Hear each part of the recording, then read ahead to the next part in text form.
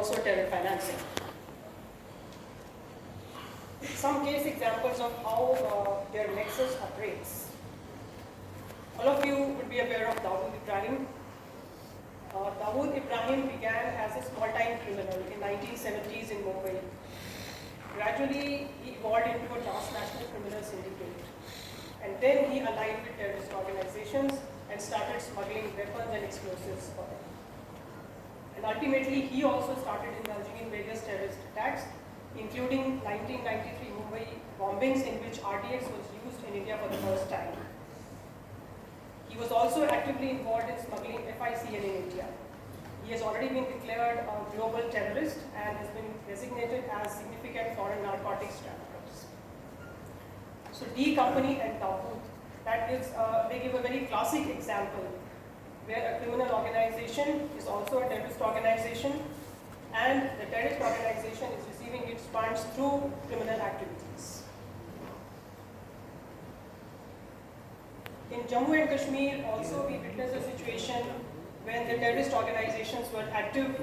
We found that they were raising their funds through various criminal activities like extortions, robberies, bank lootings, FICN smuggling, drug trafficking, kidnappings, even gold smuggling, and by forcing certain land deals. And they were getting assistance from the local criminals in terms of information, logistics like weapons, vehicles, funds, food, hideouts, safe passage, and also fake identities. So this is how criminals and terrorists operated hand in hand in J&K. Of course, all that has been controlled now. One classic case where illicit trade helped in financing terrorism is that of cross-border LOC trade.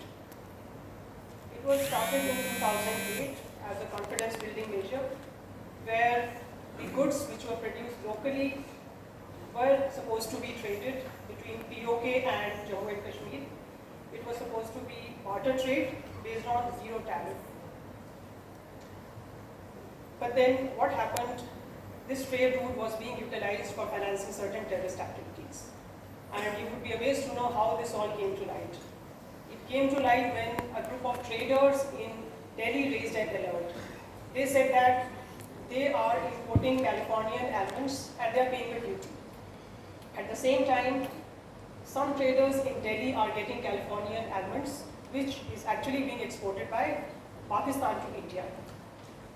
When the matter was investigated, it was found that it was actually third-party origin goods, though POK was not supposed to export third-party origin goods to India.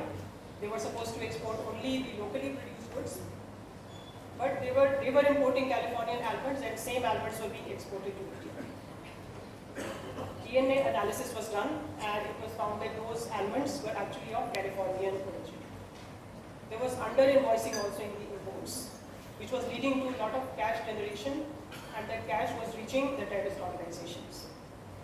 It was also found that the trucks which were used in cross-LOC trade, they were modified to create hidden cavities which were used to smuggle weapons, drugs, and FICN. This trade was ultimately suspended in 2019 after the investigations revealed that this cross-border LOC mechanism was being misused. Another example where organized crime, illicit trade, and terrorism is getting mixed up is that of Khalistani terrorists. There has been a long-standing nexus between Khalistani terrorists and gangsters. And several designated terrorist organizations, I have named them, they have been operating from foreign soil such as North America, Europe, Pakistan, and Southeast Asia. Several gangsters have also joined these terrorist organizations, and they have been raising funds through various criminal activities such as drugs trafficking, weapons trafficking, explosives, and extortions. Coming to the strategies which the agencies use to disrupt the transnational organized crimes and illicit trade, they are basically two broad categories: intelligence-based and enforcement-based. Coming to intelligence-based strategies, mapping is done of high-risk areas based on artificial intelligence and big data analytics. Human intelligence is gathered through informers. Social media monitoring is done. Dark web monitoring is done. Inputs are also generated by various intelligence agencies and shared with the other law enforcement agencies. stakeholders also share information with the agencies. And of course, there is robust case data management, which raises alerts. Coming to enforcement-based strategies. Physical checking at the checkposts and nakas sometimes lead to huge seizures. Patrolling in border areas is another mechanism by which organized crime and illicit trade is being controlled. Strengthening of border security and cross-border coordination, multi-state joint operations, search and seizure operations, evidence-based investigations using scientific, digital and forensic tools, prosecution of the offenders and attachment and confiscation of their properties and proceeds of crime, and concerted action by multiple government agencies and civil society stakeholders is basically the key to detect and disrupt the nexus between organized crime, illicit trade and terror financing. Quickly coming to the challenges which are being faced by various agencies.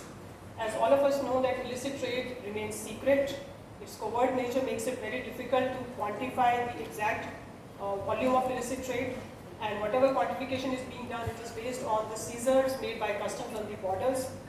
So existing data is inadequate, which precludes undetected portions. So lack of proper data also makes it difficult for policymakers to frame appropriate policy responses. Often we find that illicit trade goes hand in hand with legitimate trade. There are members of legitimate economy also who are a part of illicit trade, which makes it difficult to detect illicit trade. Sometimes consumers also do not appreciate full consequences of illicit trade. One major problem that law enforcement agencies encounter is that of transnational nature of the illicit trade and transnational organized crime. We find that evidence and many accused are located in different jurisdictions. And seeking legal assistance is a time-consuming and cumbersome process. Different legal regimes of different countries also poses a challenge, because what may be crime in one jurisdiction may not be crime in another jurisdiction. There are data privacy issues, and there are issues of penalty, because some countries don't provide for death penalty, some countries provide for death penalty.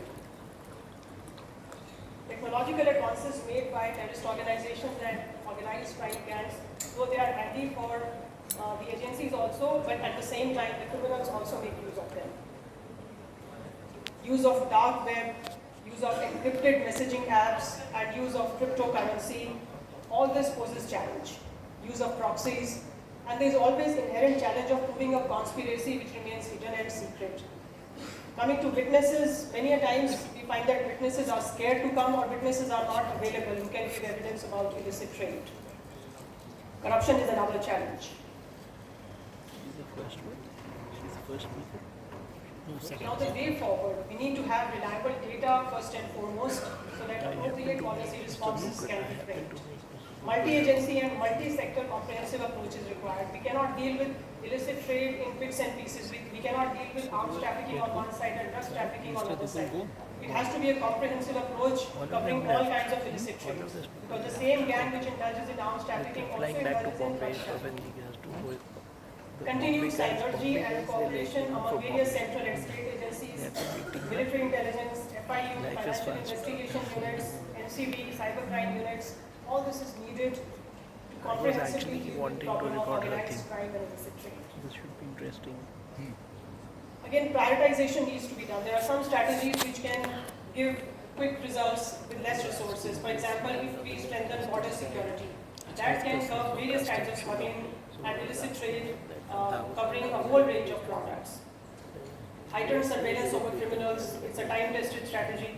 And of course, technological upgrade and training of officers in dark web investigations, digital forensics and cybercrime investigations, definitely that is a need of the hour.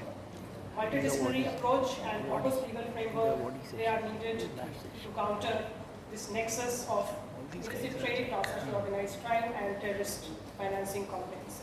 Thank you. I attended a lot of sessions of these people. Thank you, Sonia.